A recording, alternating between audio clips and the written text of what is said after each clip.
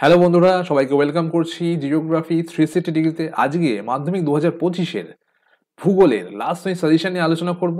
আবার প্রশ্নগুলো জানবো, কোন কোন প্রশ্ন আসার মতো আছে, একদমই আসবে সেরকম প্রশ্ন নিয়ে। তো ছোট প্রশ্নের উত্তরগুলো আমি বলবো না, তোমরা সেটা করবে। আশা করছি তোমরা খুব ভালোভাবে প্রস্তুতি নিয়েছো। সেই প্রশ্নগুলোর উত্তর তোমরা করে আমাদের টেলিগ্রাম চ্যানেলে জানাবে। লিঙ্ক তোমরা ডেসক্রিপশনে পেয়ে যাবে। দুদিন পরে আমি সেই উত্তরগুলো নিয়ে আবার আলোচনা করব। তোমাদের কোথাও জিজ্ঞাসা থাকলে সেটা কমেন্টেও জানিও, বা তোমরা টেলিগ্রাম চ্যানেলেও জানাতে পারো। তো চলো সেই প্রশ্নগুলো জেনে নিই যেগুলো আসার মতো আছে এবছর মাধ্যমিক 2025-এর পরীক্ষাতে। ভূগোলের আমরা বিভাগ খ থেকে আলোচনা শুরু করছি। ক নিয়ে আমরা আলোচনা করব না, ওটা আমরা দুদিন পরে যখন আমরা উত্তরগুলো নিয়ে আলোচনা করব সেই সময় বলবো।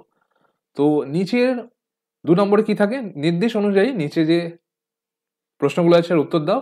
যদি শুদ্ধ হয় তাহলে সু লিখতে হবে, আর যদি অশুদ্ধ হয় তাহলে অ লিখতে হবে।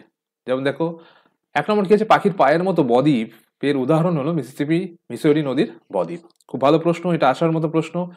নেক্সট, বিশ্বের বৃহত্তম মগ্নচড়া প্রশান্ত মহাসাগরে অবস্থিত। তোমরা উত্তরগুলো জানাবে, আমি উত্তরগুলো বলছি না। নেক্সট দেখো, নিরক্ষীয় জলবায়ু অঞ্চলে বার্ষিক উষ্ণতার প্রসর প্রায় 2 ডিগ্রি সেলসিয়াস। এটাও আসার মতো প্রশ্ন, ভালো প্রশ্ন। নেক্সট দেখো, ফ্লাই অ্যাশ ব্যবহৃত হয় সিমেন্ট শিল্পে। ভালো প্রশ্ন। নেক্সট, ভারতের একটি বনজ ভিত্তিক শিল্প হলো কার্পাস বয়ন শিল্প। এটা গুলো হবে না, হলো কার্পাস বয়ন শিল্প। ইম্পর্টেন্ট প্রশ্ন এটা। নেক্সট, থর মরুভূমিতে চলমান বালিয়াড়ি কে ধৃয়ান বলে। বানান ভুল হয়েছে, ধৃয়ান বলে। এটাও আসার মতো প্রশ্ন। নেক্সট দেখো, 73D মানচিত্র হলো একটি মিলিয়ন শিট মানচিত্র। এইগুলো শুদ্ধ কোনটা অশুদ্ধ কোনটা তোমরা অবশ্যই এর উত্তরগুলো জানাবে আমাদের টেলিগ্রাম গ্রুপে, বা কমেন্টে জানাতে পারো। নেক্সট চলো,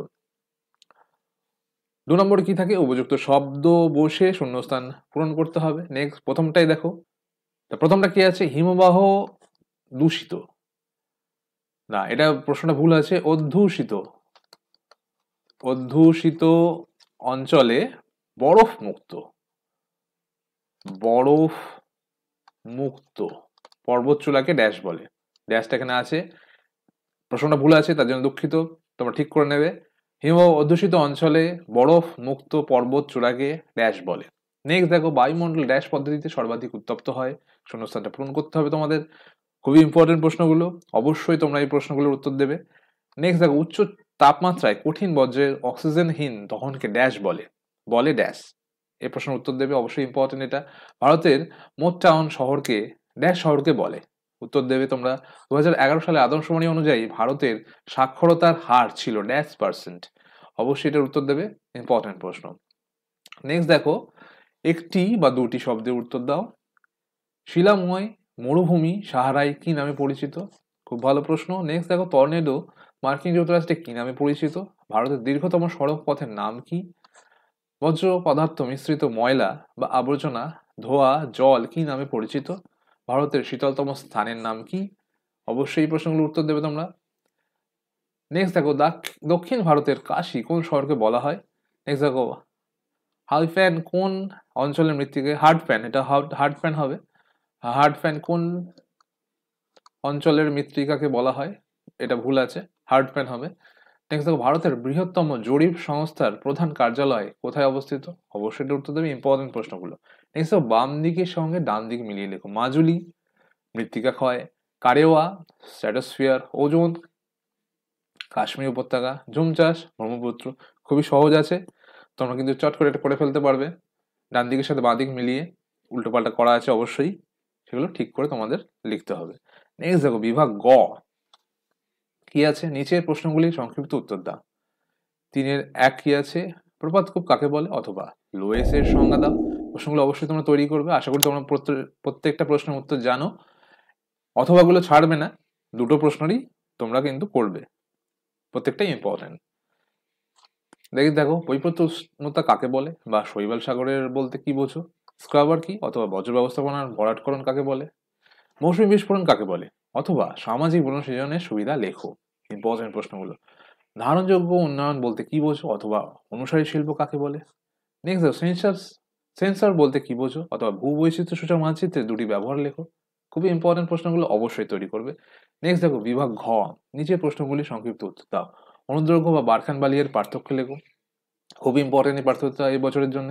নেক্সট দেখো অথবা দিয়ে সুন্দরবনের ওপর বিশ্ব উষ্ণায়নের প্রভাব আলোচনা করো। খুবই ইম্পর্টেন্ট এই প্রশ্নটাও। নেক্সট বর্জ্য ব্যবস্থাপনায় শিক্ষার্থীর ভূমিকা লেখো। অথবা জৈব ভঙ্গুর ও জৈব অভঙ্গুর বর্জ্যের পার্থক্য লেখো। দুটোই ইম্পর্টেন্ট কিন্তু।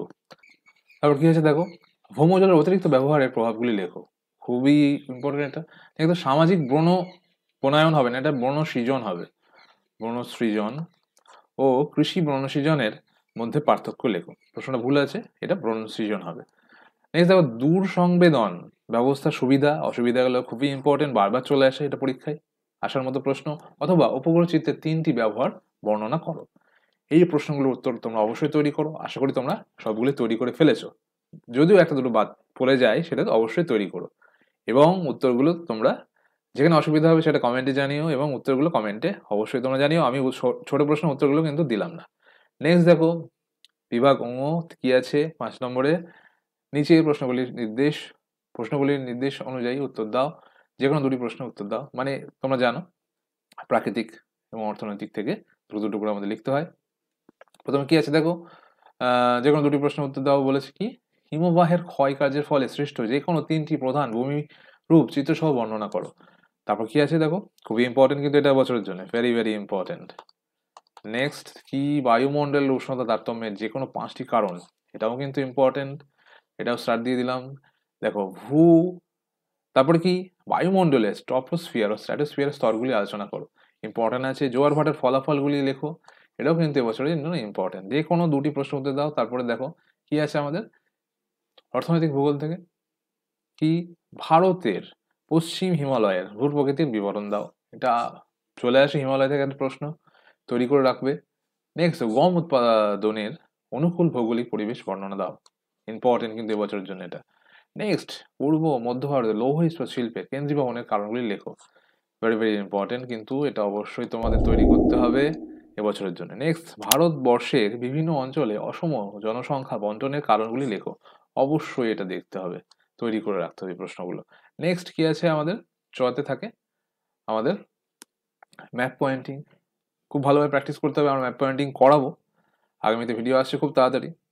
এই 15 দিনের মধ্যে আমরা খুব ভালোভাবে তৈরি হব। ভূগোল নিয়ে তোমাদের কোনো রকম চিন্তা থাকবে না। ভিডিওটা অবশ্যই শেষ পর্যন্ত দেখো এবং বন্ধুদের সাথে শেয়ার করো যারা ভূগোল নিয়ে তোমাদের সাথে এবছর মাধ্যমিক দেবে, বা অন্য যারা আছো তারা তোমার বন্ধুদের সাথে শেয়ার করো। যারা আর্টস নিয়ে পড়ছে, তাদের কাছে দরকার এই ভিডিওটা, তাদের সাথে অবশ্যই শেয়ার করো। কি আছে, প্রত রেখাচিত্র নিম্নলিখিতগুলি রেখাচিত্রে উপযুক্ত নাম ও প্রতীক চিহ্ন সহ চিহ্নিত করতে হবে। ম্যাপ পয়েন্টিং করতে হবে। কি, আরাবল্লী পর্বত ইম্পর্টেন্ট। দক্ষিণ ভারতে কফি উৎপাদক অঞ্চল ইম্পর্টেন্ট। কাবেরী নদী ভারতের বৃহত্তম ম্যানগ্রোভ অরণ্য, ভারতের সর্বাধিক বৃষ্টিযুক্ত অঞ্চল। তারপরে ভারতের বৃহত্তম বিমানবন্দর। তারপর কি, শুল্ক মুক্ত বন্দর। লোকটাক হ্রদ ভারতের একটি লোহিত মৃত্তিকাযুক্ত অঞ্চল। লোহিত মৃত্তিকাযুক্ত অঞ্চল ভারতের একটি সিলিকন ভ্যালি, ভারতের সিলিকন ভ্যালি। তো এই প্রশ্নগুলো তোমরা তৈরি করো, ম্যাপ পয়েন্টিং গুলো তোমরা প্র্যাকটিস করো। আর তোমরা ম্যাপ পয়েন্টিং গুলো প্র্যাকটিস করে অবশ্যই তোমরা আমাদের ছবি তুলে পাঠিও, আমাদের টেলিগ্রাম চ্যানেলে পাঠিও, গ্রুপে পাঠিও, আমি দেখে নেবো। এবং দুদিন পরে এই প্রশ্নগুলি নিয়ে আমরা আবার আলোচনা করব, এবং আমরা আরো কিছু ইম্পর্টেন্ট প্রশ্ন নিয়ে আলোচনা করব আগামী ভিডিওগুলোতে, এবং ম্যাপ পয়েন্টিং শিখবো। এই যে কদিন আছে আমাদের হাতে, মোটামুটি পরীক্ষার আগে আমরা মোটামুটি হাতে 15 দিন পাচ্ছি। খুব ভালোভাবে প্রস্তুতি নেবো আমরা, এবং ভূগোলের জন্যে খুব ভালোভাবে আমরা তৈরি হয়ে যাব। অন্যান্য কোনো সাহায্য লাগলে অবশ্যই তোমরা কমেন্ট করে জানিও। ভিডিওটা অবশ্যই শেয়ার করো। নতুন হয়ে থাকলে বলবো সাবস্ক্রাইব করে রাখতে, আগামী ভিডিও নোটিফিকেশন পেতে বেল আইকনটা অবশ্যই প্রেস করে রাখো। চলো দেখা হচ্ছে খুব তাড়াতাড়ি তোমাদের সাথে। পরীক্ষার জন্য সবাইকে বেস্ট অফ লাক। ভালো থাকো সবাই।